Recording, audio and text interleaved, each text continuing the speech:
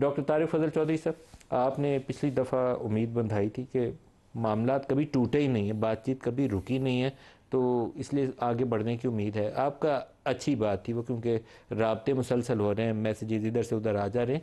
अभी क्या स्टेटस है? बिस्मिल्लाहिर्रहमानिर्रहीम। भाई साहब, स्टेटस जो है बिल्कुल वही है जो आपने पिछली हमारी गुफ्तगू का और पिछले प्रोग्राम का हवाला दिया। राब्ते बिल्कुल मौजूद हैं और जो पेशरफ्त है वो भी मस्बत है। और अभी वक्त का तयन तो नहीं किया जा सकता कि कितनी देर में जो है वो ब्रेक थ्रू हो सकती है, लेकिन इंशाल्लाह ताला ब्रेक थ्रू जो है वो बिल्कुल होगी। और ये खुशाइंद है कि अमेरिका ने, जिस तरह की अभी आपने अपने प्रोग्राम के इब्तदाइये में बात की, दोबारा अभी कोई जंग की तरफ नहीं जा रहे, बल्कि ये जो सीज़ फायर था इसकी एक्सटेंशन दर एक्सटेंशन ये हो रही है। और जिससे ज़ाहिर होता है कि अमेरिका भी इस बात में वो बहुत ज़्यादा इंटरेस्टेड नहीं है कि हर सूरत में जंग जो है ये दोबारा शुरू हो।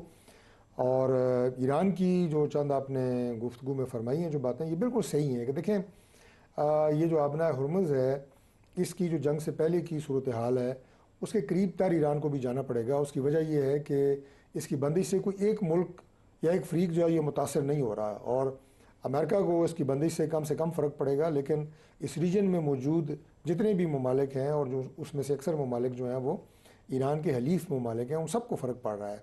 तो लिहाजा बहुत अरसे तक इसकी जो बंदिश है, इसके जो नुकसानात होंगे, तो उससे फिर आपको आहिस्ता आहिस्ता इस खत्ते के अंदर से भी आवाज़ें बुलंद होना शुरू हो जाएंगी कि ईरान को इसको खोलना चाहिए और इसकी जो आमदोरफ्त है ये ओपन होनी चाहिए।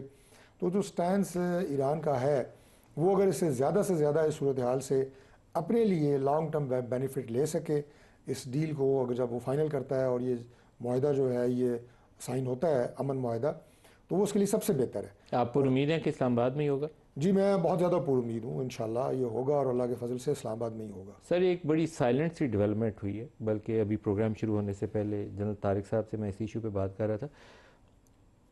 पाकिस्तान से इंटीरियर मिनिस्टर मोहसिन नकवी साहब, वो चंद रोज़ पहले ईरान गए थे, और यहाँ बाज़ खबरें तो ये जाहिर करती थी कि शायद वो वापस आ गए, लेकिन वो ईरान में ही बदस्तूर मौजूद थे। आज सुबह वो वापस आए हैं, और कोयटा में जो कमांड एंड स्टाफ कॉलेज में आज प्राइम मिनिस्टर और चीफ भी गए हुए थे, वहाँ पे मोहसिन नकवी साहब भी थे, आज ही वापस आए हैं।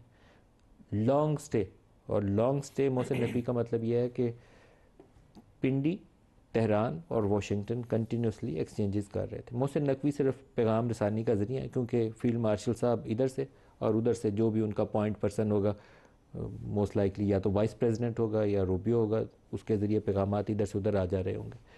तो उसकी आउटकम क्या है सर?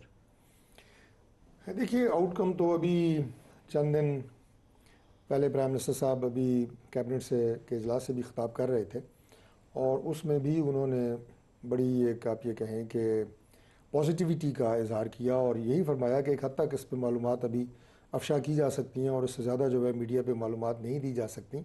तो मैं यही कहूँगा कि क्या बोला उन्होंने कि क्या चीज़ अफशा की जा सकती है? मलिक साहब, अभी ये मेरा ख्याल कबल अज़ वक्त है, यानी ये जो मुज़ाकरात हैं, ये जो दोनों मुल्कों के दरमियान जो पाकिस्तान सालसी का किरदार अदा कर रहा है, उसी के हवाले से वो कह रहे थे कि मालूमात एक ख़ास हद तक अभी दी जा सकती हैं, और कई दफ़ा मीडिया पे बरमला वो कह भी चुके हैं।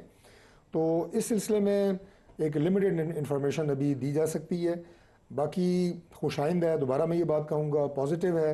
और आप उम्मीद है कि इस्लामाबाद में ही नेक्स्ट राउंड होगा, और इंशाल्लाह इस्लामाबाद में नेक्स्ट राउंड भी होगा, और जो फाइनल मुआहदा होगा वो भी इस्लामाबाद में होगा।